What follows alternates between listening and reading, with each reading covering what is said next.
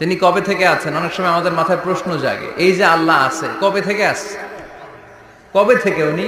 শুরুটা কবে? আল্লাহ বলে আমি সূচনাহীন অতীত থেকে আছি। আমি এমন অতীত থেকে আছি যেই অতীতের কোনো সূচনা নাই। সুবহানাল্লাহ কইবেন না?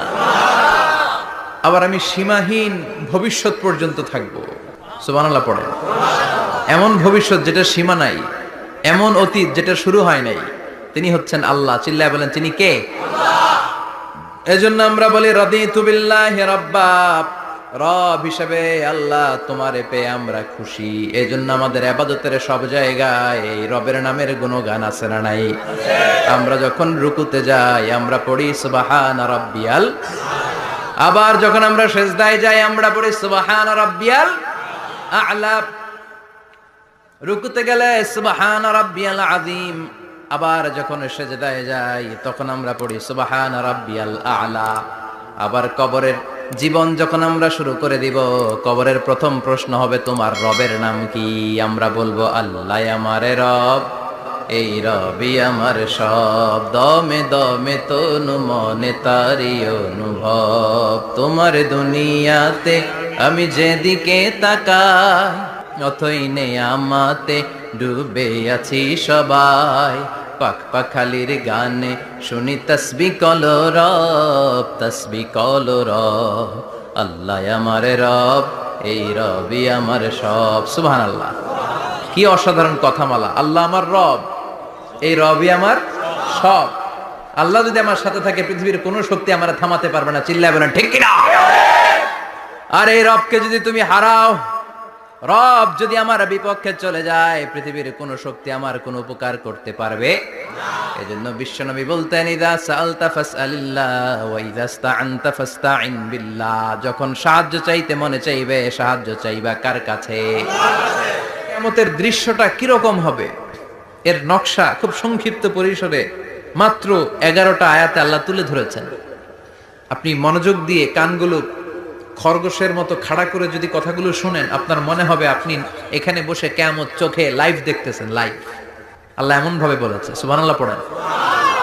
তা আসুন আমরা সরাসরি কিয়ামতকে দেখে আসি। আসলে কিয়ামতটা কেমন বর্ণনা করছেন কে? আল্লাহ। সূরার নাম হচ্ছে সূরাতুল কারিয়া। কি নাম? আওয়াজ করে উত্তর দিতে হবে। সূরার নাম আল কারিয়া। চিৎকার মেরে বলেন সূরার নাম কি? একটা শব্দ 3 বার বললে মানুষের দৃষ্টি আকর্ষিত হয় না? যেহেতু এটা আরব দেশে নাজিল হয়েছে, আবার মক্কায়, মক্কার লোকেরা আরবি বুঝে, তাদেরকে প্রথম বলা হলো আল কারিয়া। তারা ফিরে তাকালো, কি আল কারিয়া? আবার বলা হলো মাল কারিয়া। কি মাল কারিয়া?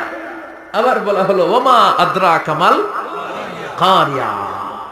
আবার তারা ফিরে তাকালো। দৃষ্টি আকর্ষণের জন্য আল্লাহ তাআলা 3 বার এই শব্দটা বলেছেন।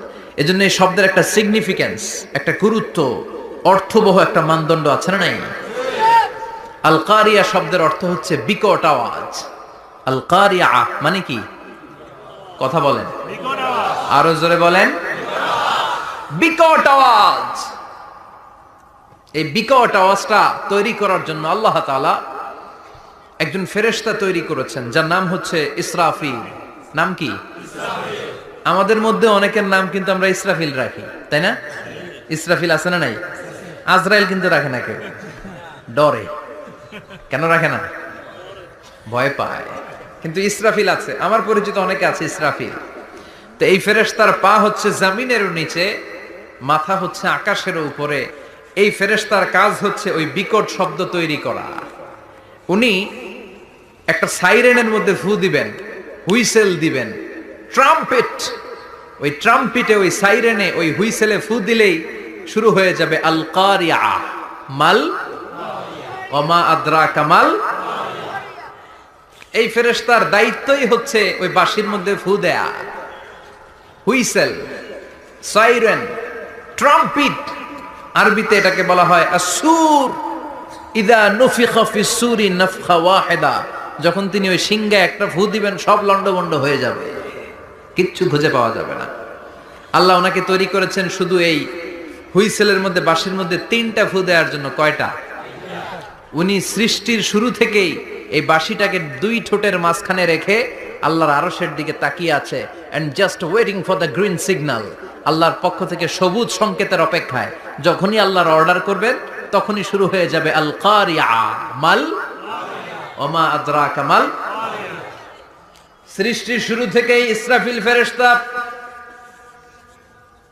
বিশাল সিংহাটাকে দুই ঠোঁটের মাঝখানে করে আরশের দিকে তাকিয়ে আছে, কখন আল্লাহ অর্ডার দিবে। অর্ডার দিতে দেরি, ফুৎকার দিতে দেরি নাই, ঠিক কি না? বিকট আওয়াজ, গগন বিদারী শব্দ, প্রচন্ড একটা সাউন্ড, জাইগান্টিক সাউন্ড, যে আওয়াজ, যে শব্দ কেউ শুনে নাই। এজন্য আল্লাহ বললেন আল কারিআতু মাল কারিআতু ওয়া মা আদরাকা মাল কারিআ। সে আওয়াজটা ভয়ঙ্কর আওয়াজ। এটা বজ্রপাতের মতো না, এটা ট্রাকের টায়ার পাংচার হলে যে আওয়াজ হয় ওই আওয়াজের মতো না, গ্যাসের সিলিন্ডার ব্রাস্ট হয়ে গেলে যে আওয়াজ হয় ওই আওয়াজের মতো না, প্রাইমারি স্কুলে দপ্তরে যখন ছুটির ঘন্টা বাজায় ওই আওয়াজের মতো না। ওই আওয়াজটা এমন আওয়াজ, ওই আওয়াজ পৃথিবীর কেউ শোনে নাই। সেটার নাম হচ্ছে আল কারিআ মাল ওমা আদরাকা মাল। বিকট আওয়াজ, বিকট ভয়ঙ্কর ট্রাম্পিট, এই সাইরেনে ফু দেয়া হবে।